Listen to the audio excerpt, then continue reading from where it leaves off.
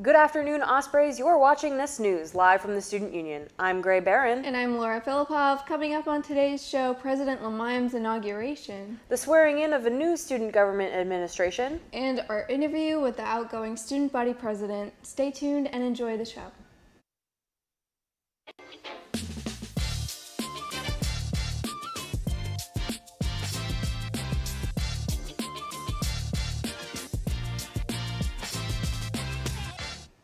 University of North Florida President Limayem was officially inaugurated as the university's 7th president this morning. After crossing campus in a long procession led by a drumline and bagpipes, hundreds of people filed into the Lazara Performance Hall. Everyone from students, faculty, and staff to community members, family, and friends were in the crowd, and they heard from various speakers.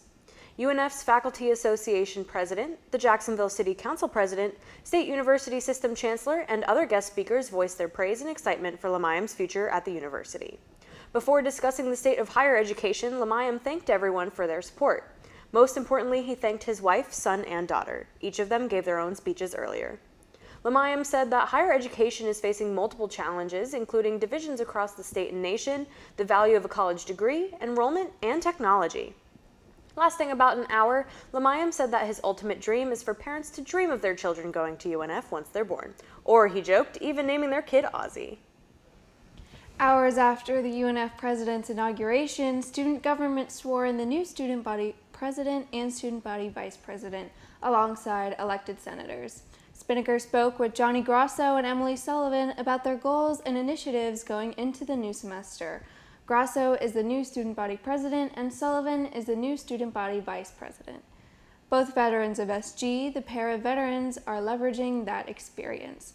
They want to work together with other UNF departments and the city of Jacksonville.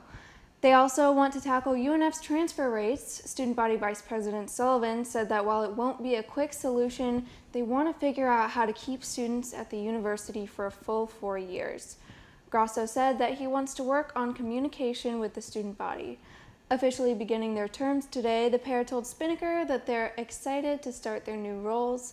Check out the full interview at unfspinnaker.com. Less than a week before the end of his term, student body president Nathaniel Rodifer sat down with Spinnaker to discuss the position's challenges, successes, and his plans for the future. A day in Rodifer's life is spent in and out of meetings and events. As an interdisciplinary studies major focusing on environmental studies, he is challenging the stigma that everyone in student government is a political science student. A little bit quirky because, obviously when people think of people in student government, they're just like, oh, they're always like poli-sci, or like they're these social science majors.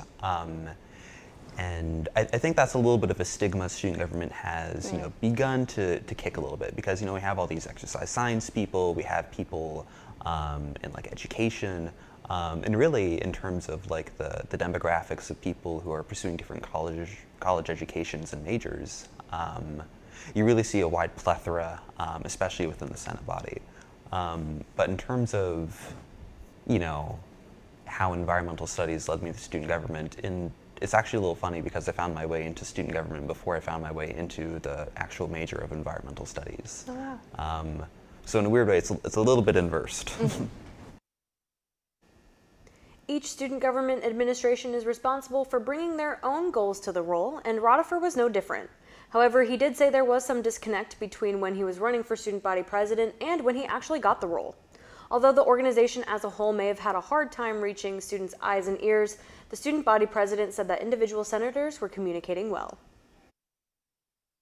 And a little bit of that is my fault, like I could have done a better job of like really pushing to have like an active, social media person when, the communications director unfortunately had to resign. But there's definitely are people that are really killing it. When I think about like the golden standard of communication to students from student government, I really think about our senators and I really think about our agencies. One, our agencies in terms of Lend-A-Wing and the Osprey Involvement Center, those are people who are boots on the ground day in and day out, who are meeting students' needs and making accommodations and trying to solve problems for students. Check out the full interview with Rodifer at UNF Spinnaker TV on YouTube.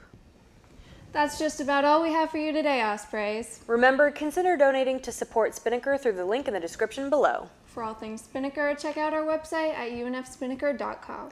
Also, make sure to follow us on our Instagram at UNFSpinnaker and check out the rest of our YouTube for more content. As always, thank you so much for watching. I'm Laura Filipov. And I'm Gray Barron. We'll see you next week on Spinnaker's Nest News.